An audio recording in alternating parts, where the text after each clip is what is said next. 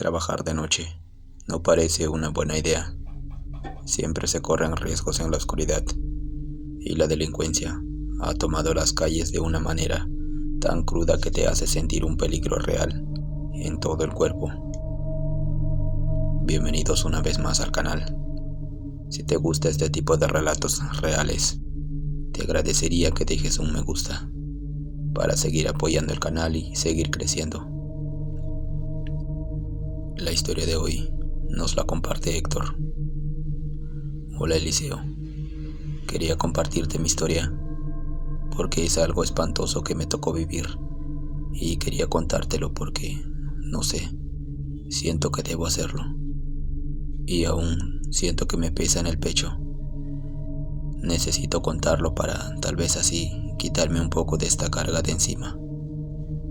Llevaba 3 años manejando el camión compactador en las rutas del norte de la ciudad.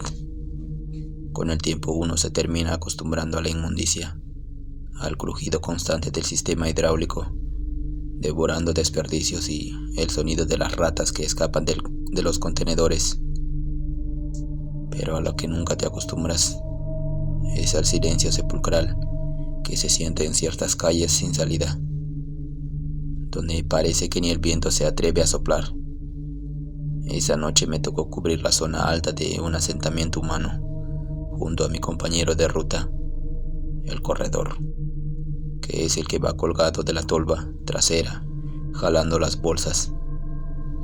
Las calles eran empinadas, de tierra y piedra suelta, rodeadas de casas a medio construir, con fierros oxidados apuntando al cielo. Avanzábamos muy despacio. El motor del camión roncaba con un esfuerzo pesado, haciendo vibrar todo el tablero de plástico de la cabina, mientras mi compañero corría de lado a lado arrojando las bolsas al buche de la compactadora. Fue al entrar a un callejón estrecho y completamente oscuro que vimos una sola bolsa, apoyada contra una pared de adobe gris. Mi compañero de ruta bajó de la tolva y se acercó para recogerla, pero en cuanto intentó levantarla, vi por el espejo retrovisor cómo hizo un esfuerzo tremendo y casi se va de avance por el peso. Tuve que bajarme de la cabina para darle una mano. No podíamos quedarnos parados allí, bloqueando el paso. El frío de la madrugada me golpeó la cara como un bajo húmedo y me hizo tiritar. Cuando agarramos la bolsa entre los dos para lanzarla en la tolva, sentí que el estómago se me contraía por completo. Era una de esas bolsas negras, industriales, de las más grandes y gruesas, amarradas desde el cuello con varias vueltas de cinta de embalaje transparente. Pesaba una enormidad. Era una masa densa y compacta, pero completamente blanda, que se amoldó de mala manera a nuestras manos cuando la cargamos, y el olor no era el típico hedor ácido de la comida descompuesta. Era un olor químico, espeso, como a descomposición avanzada, mezclada con el tufo penetrante de la sangre coagulada que lleva días encerrada. La levantamos con un quejido y la dejamos caer sobre la placa metálica de la compactadora. Regresé rápido a la cabina mientras mi compañero se colgaba de la baranda trasera, justo al costado de la boca de la trituradora. Por puro instinto, activé la palanca hidráulica desde el panel del chofer para empezar el proceso de compactación. A través del espejo retrovisor, me quedé mirando cómo bajaba la enorme prensa de acero. El motor del camión aumentó sus revoluciones, emitiendo un rugido sordo que hizo temblar mis pies contra el pedal. La máquina empezó a aplastar el bulto con su fuerza habitual, metiéndolo hacia las cuchillas internas. Fue en ese microsegundo cuando todo se transformó en una tragedia de la que nunca íbamos a despertar. La tremenda presión de la prensa reventó la bolsa industrial de golpe, rompiendo el plástico grueso con un estallido sordo. El acero de la compactadora no se detuvo. Esa maldita máquina tiene una fuerza descomunal, y continuó bajando sin piedad, destrozando todo a su paso. Se escuchó un crujido espantoso, húmedo y horrendo, una rápida sucesión de ruidos secos, cuando la trituradora interna molió y deshizo el bulto por completo, devorándolo en segundos. El sistema hidráulico ni se enteró, siguió funcionando con su fuerza habitual, haciendo trizas el cuerpo humano, sin frenarse en lo más mínimo, pero desatando una escena sangrienta antes de que pudiera reaccionar. Escuché un grito desgarrador que me caló hasta los huesos. Era mi compañero. Empezó a golpear el metal del camión con desesperación, chillando descontrolado, con una voz rota por el pánico absoluto. Puse el freno de mano, bajé de un salto de la cabina y corrí hacia la parte trasera. Cuando doblé la esquina del camión, me quedé sin aire. La impresión me reventó la cabeza por la tremenda fuerza y velocidad del impacto mecánico. El cuerpo de la víctima, atrapado dentro de la bolsa, había sido brutalmente despedazado por las cuchillas en movimiento. Un río denso de sangre humana, espeso y oscuro, todavía tibio, empezó a brotar a chorros directamente desde el fondo de la tolva, manchando todo el metal gris del camión. La sangre caía con fuerza contra el pavimento, salpicando las botas de mi compañero y bañándolo por completo de la cintura para abajo. Él estaba arrinconado contra la baranda, petrificado, con los ojos desorbitados y las manos pegadas a la cabeza, mirando fijamente el abismo de esa trituradora que seguía tragándose todo. Del plástico destrozado sobresalía una mano humana pequeña, de piel grisácea, amoratada y rígida, con las uñas pintadas de un color rojo agastado. Había quedado atrapada temporalmente en un borde metálico, saliendo de entre la ropa y apuntando torcidamente hacia arriba, como si hubiera intentado aferrarse a la baranda antes de terminar de ser destruida. En ese mismísimo instante, se me heló la sangre. Sentí un impacto horrible que me recorrió toda la espalda y la piel se me erizó por completo.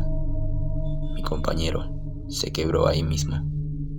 Cayó de rodillas sobre el charco de sangre que se expandía por el suelo, vomitando con violencia por el calvario del olor podrido y el impacto visual, llorando de manera histérica, ahogándose con su propio llanto y repitiendo palabras sin sentido.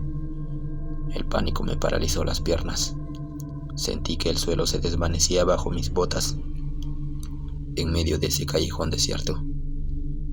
Algún maldito había cometido un crimen espantoso y se había tomado el trabajo de meter el cuerpo en esa bolsa para que nosotros nos lo lleváramos y la maquinaria borrara las evidencias en el basurero. Estiré el brazo, temblando como una hoja, queriendo convencerme de que era un error.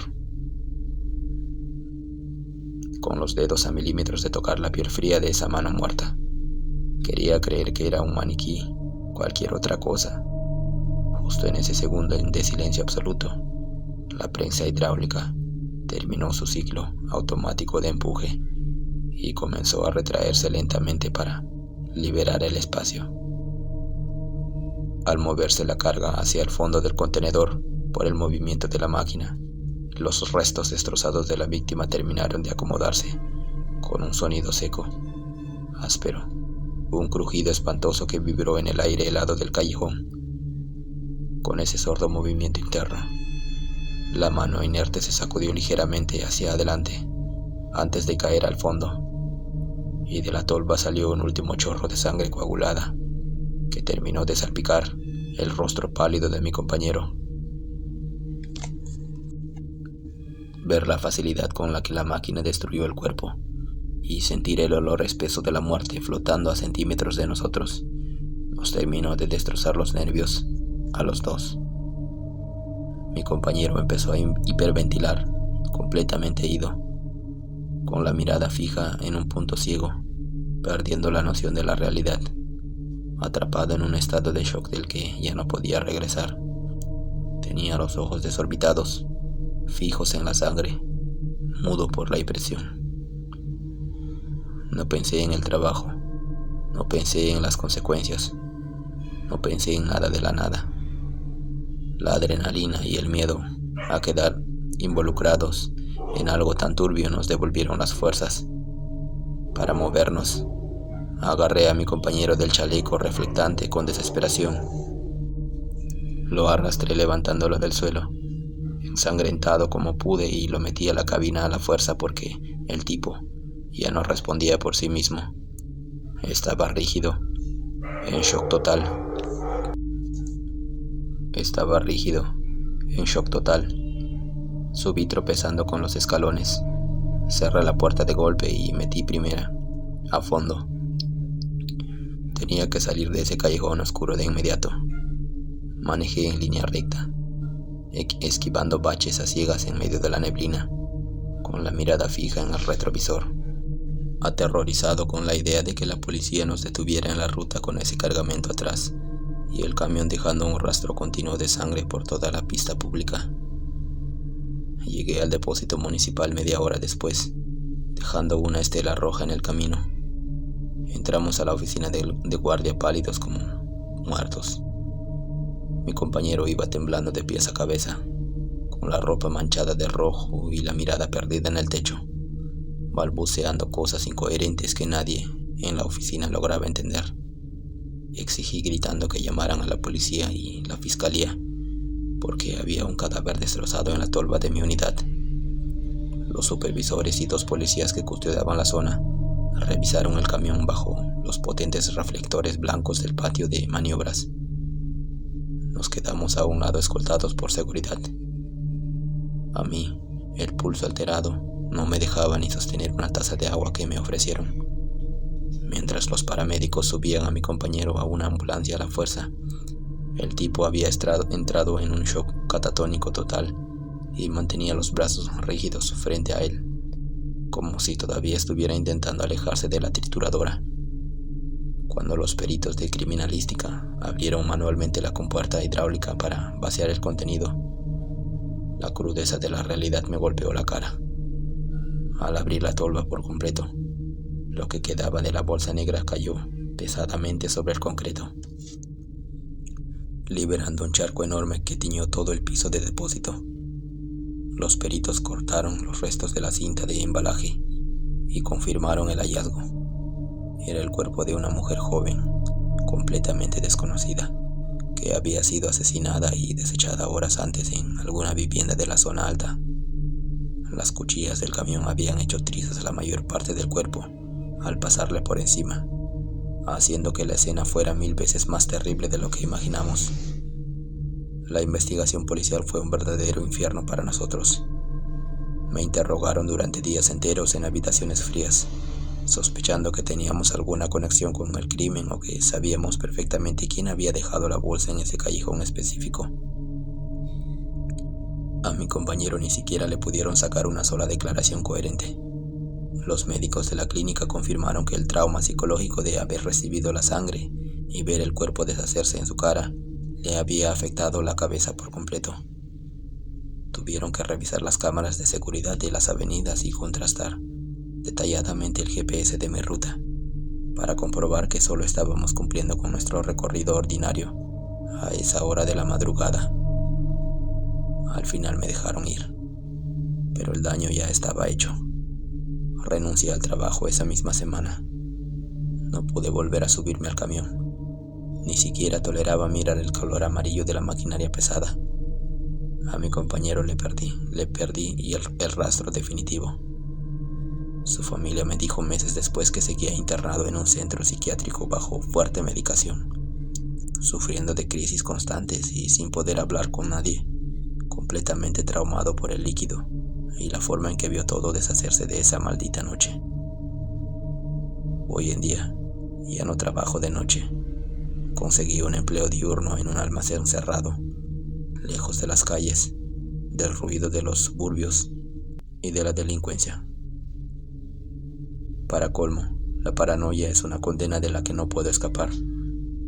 No puedo ver un camión de basura pasar por mi casa, ni escuchar el rugido de un motor hidráulico en la calle sin que el estómago se me contraiga por completo y recuerde ese sonido húmedo del cuerpo deshaciéndose bajo la prensa de acero y el color de la sangre corriendo hacia las botas de mi amigo. El verdadero horror de mi vida es la fría certeza de saber que en la oscuridad de las ciudades caminan criminales reales, de carne y hueso, y vivir con el trauma de que, por unos minutos, mi compañero y yo fuimos los encargados de cargar con el secreto más macabro de uno de ellos.